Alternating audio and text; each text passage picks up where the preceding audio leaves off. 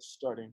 Hi, everybody. We are doing Parshat Toldot, and we're going to discuss a lot of the things we're bringing in tonight are things that we have touched before on in the class. Like anything else, Rabbi Nachman's teachings, there's a lot of general principles, especially when we were taking from the Likutei Moran.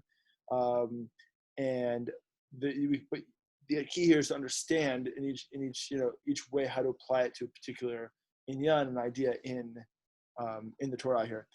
So we know Parshat Toldot is famous for the birth of Yaakov and Eisav, and that without reading inside, that Yaakov and Eisav really are struggling inside the womb, the rechem, the womb of Rivka Imenu, and they're battling it out. And we know that she goes and finds out that these are two nations that are battling inside of her, and one is a nation which is the Midrash says one is Eisav went towards Avodah Zarah, and Yaakov went towards Torah. Okay, and they're born, right? And Eisav is very hairy and red, and Yaakov is not. Yaakov is called Ish Tamimut. And there we have already built into the beginning of this parsha the paradigm, the blueprint of these two forces in the universe, right? They're people, and then the Torah is also teaching us on a cosmic scale these two forces. And I'm going to start with something the Kotzker Rebbe said about this week's parsha. And the Kotzker Rebbe said,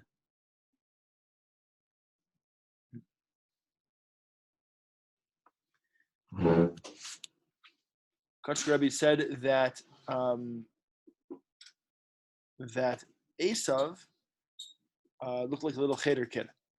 What does that mean? He dressed like a chassid. He has a little peyot, his red peyot, because he had red hair, red peyot, and he had his frock, and he looked like a little chassidish child. So the Kotzker Rebbe trying to describe Eisav, that he looked like a standard yeshiva guy. So what's going on? Like, he did all the mitzvot. He looked from. The difference between Eisav and Yaakov, we're trying to get to the difference between Eisav and Yaakov, you wouldn't have been able to tell by looking at them. That there was something very pinimi, something very inward that was going on between them. That was the difference. It's trying to draw a point home, that the physical, what we see out in the universe, it's very hard to tell good from evil. Okay? And I want to bolster this point by a very not well-known story by Rabbi Nachman. There's a group of stories or a group of that are kind of printed every once in a while in these larger compendiums. It's quite interesting. And I'm laying the groundwork here for something, and we're going to discuss this idea, this fundamental idea, that good and evil are very hard to tell apart, that we don't really understand it, that what we think is evil is that, like Hitler's evil, or Mussolini, or, somebody like that, Stalin. But the point the Kotzker is trying to get across is something very deep. It's that we don't really, it's the evil, real evil, is almost always very hard to tell from good. So Rabbeinu says this. Nachman says this. No, there are two types of palaces, and these two palaces are very similar to one another. One lives a king, and you might when you hear this, you'll see, hey, we've learned something like this before. One lives a king, and the second one lives a slave. So one palace belongs to a king, and one palace belongs to a slave.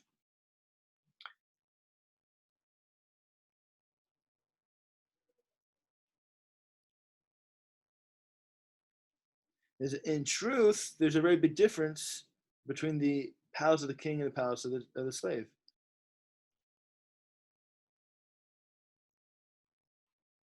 But nevertheless, it's very, very possible to make a mistake between them.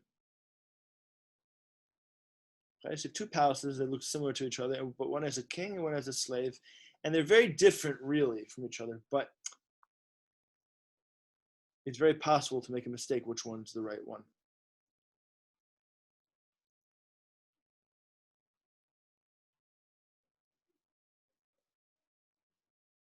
That each one has a connection. It's connected very much to these two different souls. Until there's a house is made for these souls within the palace. So each palace has each palace, the king, the slave, is connected to different types of souls, to the point where they gathers these souls into each of these places. It's an analogy.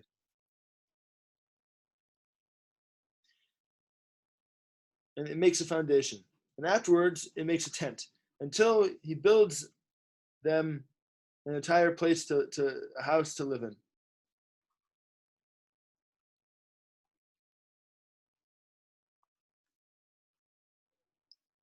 And then this place becomes a place of truth. This is referring to the king.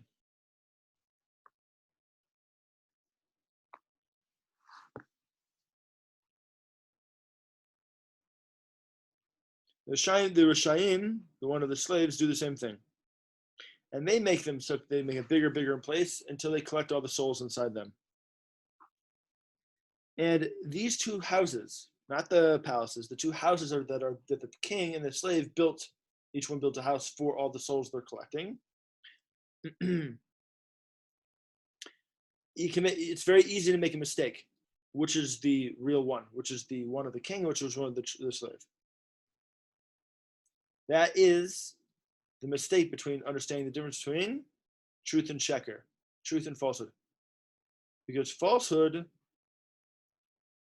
here's the important part. Falsehood makes itself similar to truth.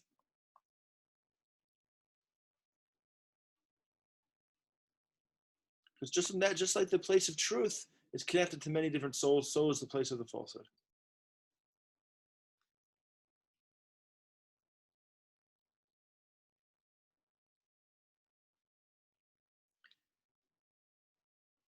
And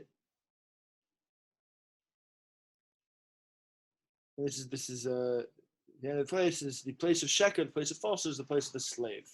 And we learned this in Exchange Children 2 weeks ago, that we understand the physical body is the slave, and the spiritual part, the soul part, is the king. But on a cosmic national scale, Eisav is the slave, and Am Yisrael is the king. And just things are flipped around now in exile. And now we're moving out of exile, so things are beginning to shift. But what we understand here is the universe that we have is very, very, very, very hard to delineate. Once again, truth and falsehood. So souls might be pulled a particular way unknowingly into the kingdom of Eisav.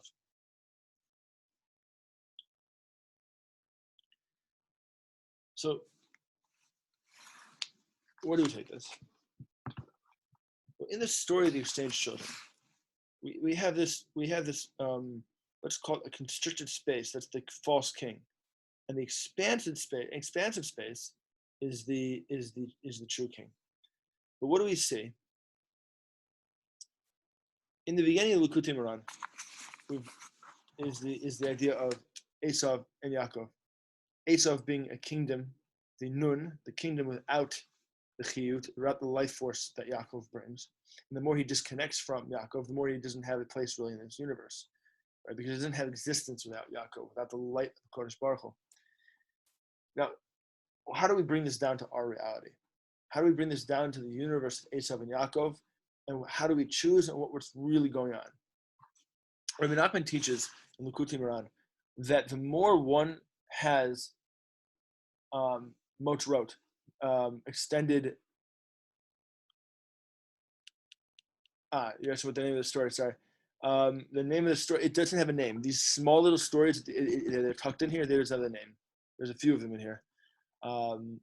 It's a very short story, as you can hear. But the constricted space that Eisav creates can be kind of is like parallel to the idea of having a fixed mindset type person, a person that does not have an expanded mindset, right? A fixed mindset is someone who's fixed in their small prism of what's going on. We call it in Chabad Hasidus, it's called Mochen Dekatnit, right? A very low level sort of way of thinking about the universe. But a fixed mindset person, we understand in the world of self-development, self-actualization, you don't really get there. We understand that the whole purpose of this universe is to discover HaKadosh Baruch Hu in every little thing. Everything, it's the Hashem and everything. Right? We understand in the beginning of Parshat Toldot, what does Eisav do? He sells Yaakov his birthright. He's a fixed mindset sort of guy. Remember, he looks like a Siddish little guy. It's obviously he didn't, but he looked like an angel. He looked like a malach. Now we can understand Yitzhak making a mistake. According to Kotzker Rebbe, he looked like a tzaddik. But he's willing to sell his birthright for a piece of pork. Why? Because he's a fixed mindset sort of guy. He just wants to have instant gratification, right? He wants to look to see if someone put like on his post all the time. He's not forward thinking. He's not expansive. That's Yaakov Avinu. That's chiyut from Yaakov. That's the chen. The chet and the chen, as we learned in the first look at Imran. The chet and the chen is how we get to expand our mindset.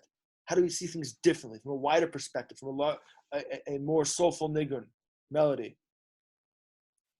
From bigger space. How do we see how things fit together? How do we see God in everything? Eisav's whole role in this world is to constantly restrict what the whole purpose of the universe is, which is ultimately to reach a level of transcendence. It's first self-actualization and then transcendence. And how does he stop us from doing that? How does he control that? And here's the other story, right? The Chacham and the Tam, the wise one and the simple one. We know Yaakov Ish Tam. Yaakov just saw Hashem and everything. So he looked like a Tam. What's this guy doing? He's just sitting there praying all day long. He's learning. He's just walking around. He sees Hashem's light and everything he's doing.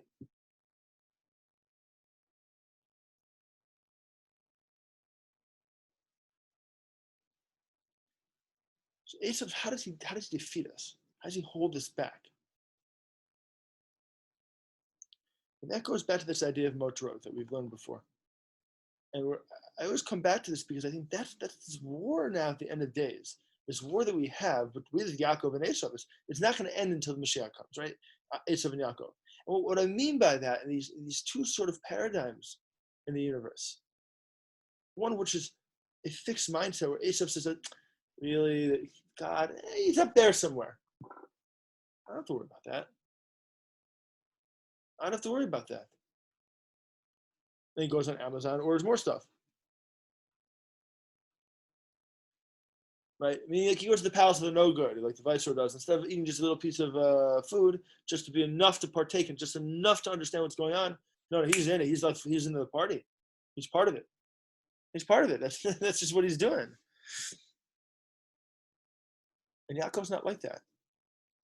Yaakov's the king because Yaakov understands the mechanism that runs everything. He gets the gears, so to speak. He gets how the machine works because he takes the time to not rush through things, to walk with HaKadosh Baruch Hu in a way which he sees that, everything functions with a purpose. Everything functions with a purpose. For Eisav, there's a purposeless world. So it turns into self-gratification. That's where the Malchut Derisha. Let's say the language exactly. It says it's because you can learn the first lesson. He puts it the first lesson for reasons. It's really the foundational lesson. The concept of everything's really based off this.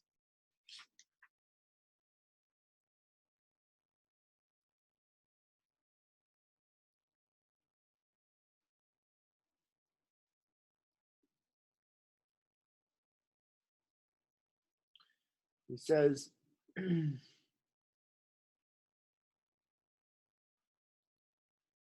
everybody needs, and it's because we have this, in a lot of senses, we have this Eisav and Yaakov inside of us, right? And that's what's really going on. the whole entire Torah is really inside of us. We've discussed this plenty of times, that the last letter of the Torah, right, is Lamed, and the first letter of the Torah is Bet, and that spells Lev, the heart. But the entire Torah is within us. That we're living the Torah out within us in a very psychological way. I say psychological is at a nefesh level. There's nefesh, ruach, and neshama. And a nefesh level, that's how we experience it, right? We understand there's a bigger thing going on, but we're not. Our consciousness on a nefesh level is really just psychological consciousness. That's what's going on in our universe, in our brain. And we're living Eisav and Yaakov out. We're living this out, and we're being pulled into possibilities. And this is what Rabbi Nachman says. Rabbi Nachman says, "Sarich kol echad litin koach b'bechinat malchut d'kedusha d'kaber al malchut d'sitra achar." It's important that everybody, each person, gives power to the kingdom of holiness, to overtake, to overpower the kingdom of the other side.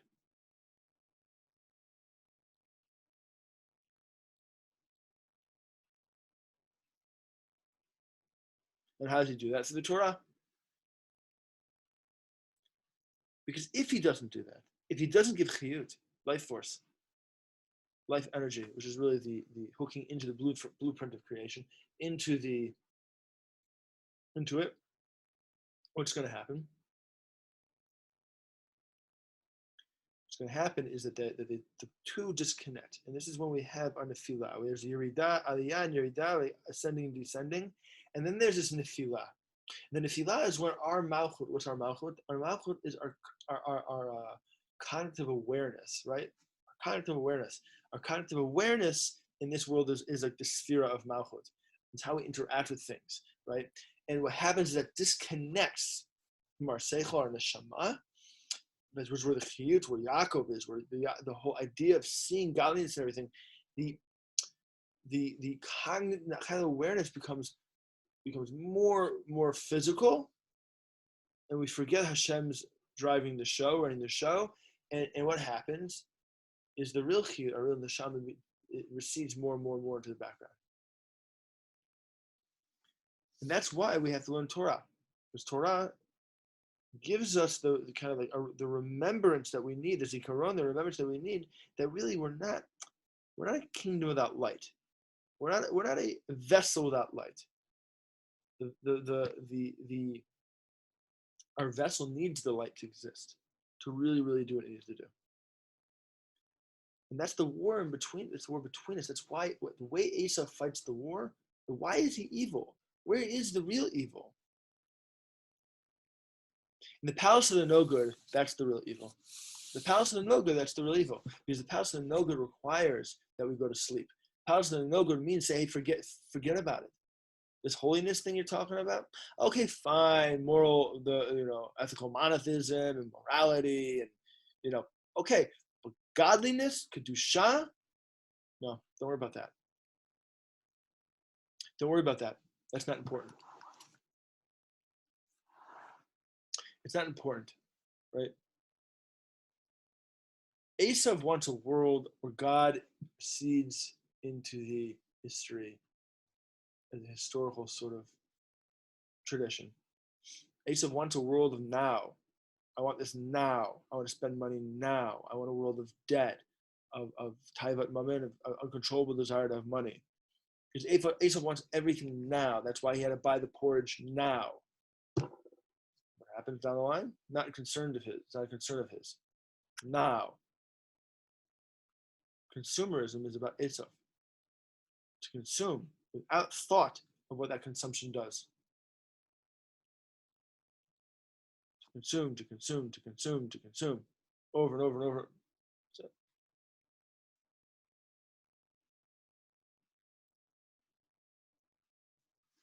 and Yaakov says, no, I don't need that stuff. I don't need to order 3 cups from Amazon and have it shipped to me in styrofoam boxes. I don't need to do that. Right? I don't need to order a bunch of recycled tiles from a company that is halfway across the world, which destroys the world even more because it's shipping. I mean, right?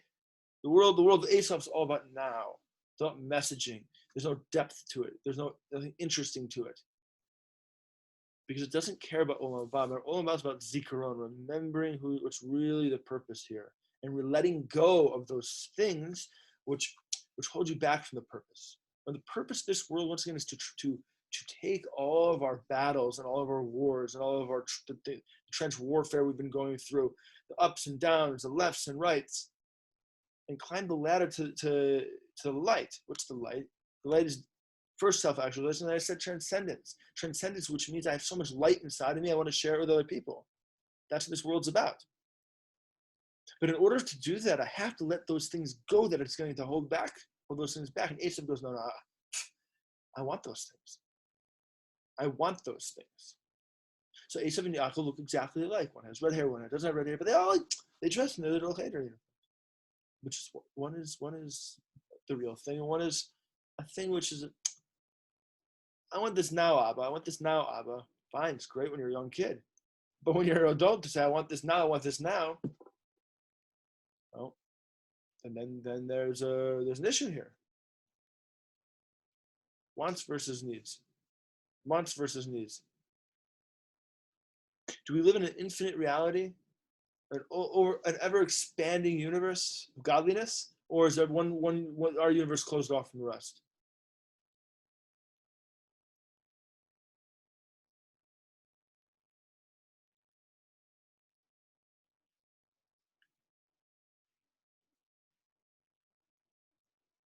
The key to this world, when Rabbi Nachman says the key to this world is zikaron, remembering, it really means the key, remembering Olam Haba, right? Because when I remember Olam Haba, the world of the truth, this world doesn't bother me as much. Eisav can't trip me up because I know that I have another, like we said, this world is, the Pirkei Avos says, this world is a Pruz door, a hallway to the world to come. And that's like a vast ocean.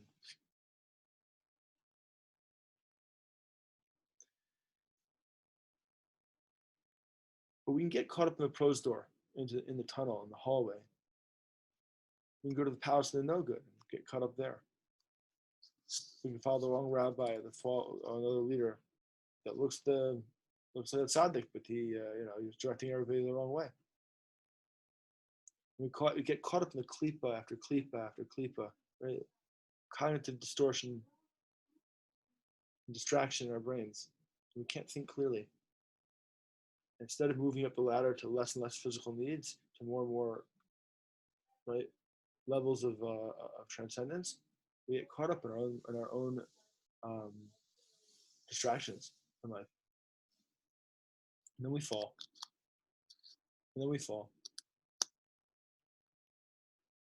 Because we fall because we want. And Eisav does it. He says, no, take the porridge, man. Take the porridge, man. Eat the porridge. Eat the porridge now. And don't worry about Olam Haba. It's hokey pokey stuff. It takes a lot of strength in this world to not give in. It takes a lot of strength in this world not to give in to the powers that be. They tell you to just follow along. Right? Everybody's running around and doing what they're doing, and the powers that be are getting richer and richer.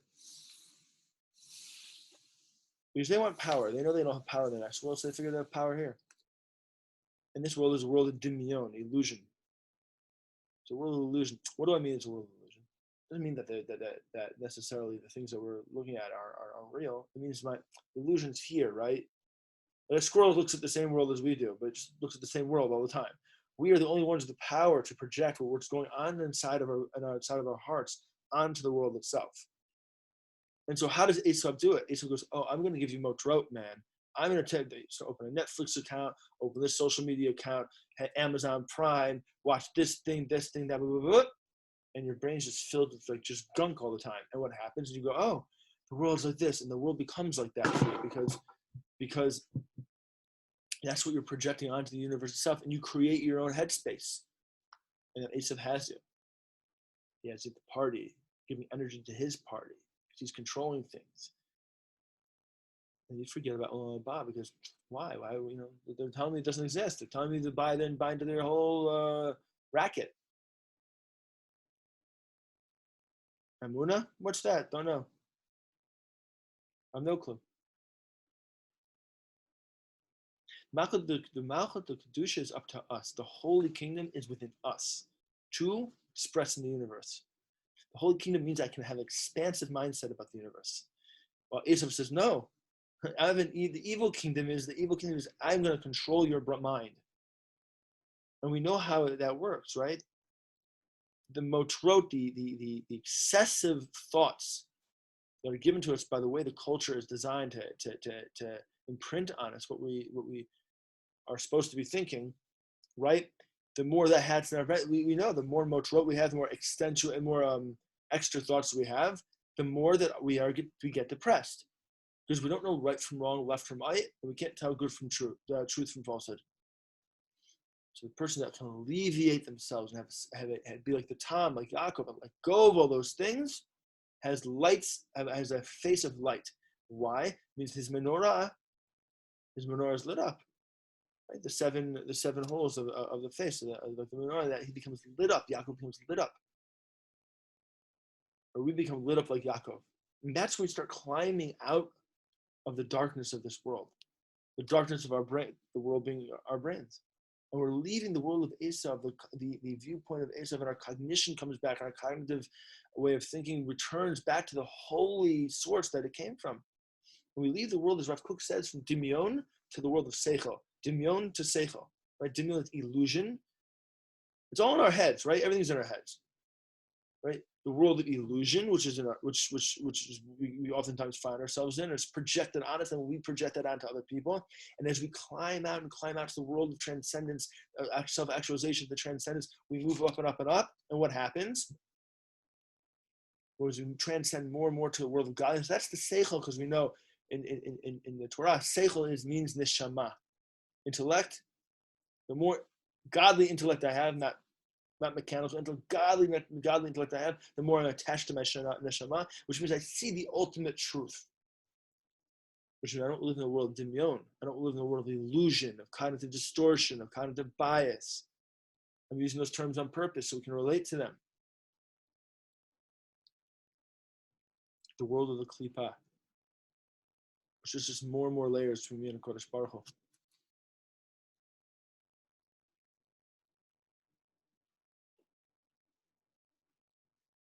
I'm going to end with something we've learned before, but I want to end it with this idea.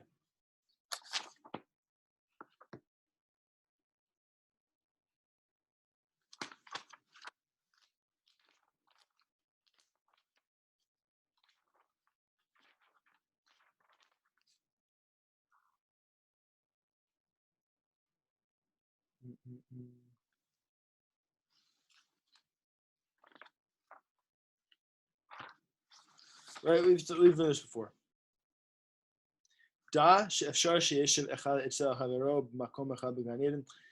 Right, we learned this. That's possible to have one friend sitting next to one of them is in Gan Eden, and to the other one, and to him, there's all the different things, tanugim, pleasures, all the 310 worlds, and his friend doesn't feel it at all. Lo shum tanug, there's no pleasure at all. I mean, his friend's connecting to Kodesh Baruch to Gan Eden. He's just sitting there because Gan Eden is here. In a lot of ways, Gan Eden, or not even here is talking about Gan Eden, the Gan Eden of the mind, right? Eden, Gan Eden, right? Eden is where the neshamot come down to the Gan to play here, to work here, right? And the more I can leave Gan Eden and be like the other guy, and that's when I go into exile from Gan Eden. And where is that? That's Gehenna. That's Eisav. Gehenna is I can't. Where's the goodness in my life, right? We all know those people. Nothing's working right. This thing's happening to me. That thing's happening. Nothing's working right. Fixed mindset person a non-achiever. Someone doesn't want to build himself, grow more. So he's in Gehenna because all he can focus on what's going wrong in his life. Guy in Gan Eden understands the soul came from Eden. Soul came from a place of emunah, pure faith, to come down here, work in the garden. He doesn't want to leave the garden. Every moment we have an opportunity to rectify the original sin. The original sin is I want more than I should have. I want to know things I don't need to know about.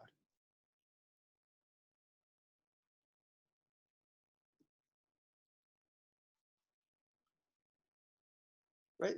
The tone, to taste the apple, or the fruit of the tree of the knowledge of good and evil.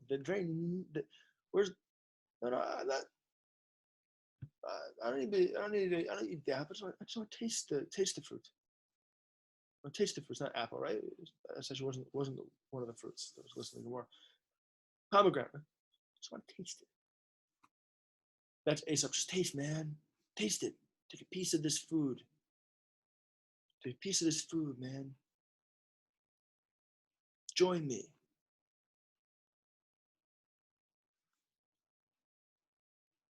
And the second, what happens is you go to sleep. That's our lost princess. Boom. I have to leave Gan Eden. And I move into a world of doubt and sadness and depression. Because I want something I can't. I want something. I don't need it, but I want it so badly to taste that thing, to have what everybody else has. That I sell my soul, which is a chelik el kaima, part of Chodesh Baruch Hu, in order to live a little longer in this world, a little more fun. To be like Eisav, to trade my birthright for something very zmani, something very, very, very, very bound to this world. We shall be blessed to choose correctly. It's a very hard world. It's not easy. But we have a choice between Yaakov and Eisav. Because what's going to happen is Eisav eventually figures out he was duped, right? Twice. He cries. He cries. And we're going to discuss next week the difference in his crying and Leah's crying. And he cries because he lost everything. Except for this world. He gets to have this world for now. Everybody should have a Shabbat Shalom and a blessed week. And to learn to tell to work on the having real clarity between good and evil, truth and falsehood. Because only that's the redemption. The redemption is the ability to see the revelation of godliness in everything. And that's what gets us past all the falsehoods, all the distractions, all the different stuff. So we should be blessed to do that, and blessed to go higher and higher and higher, and to truly transcend this world's lackings and find goodness in everything. Amen. Toda Rabba. Yeah, be well, guys. You too. God bless.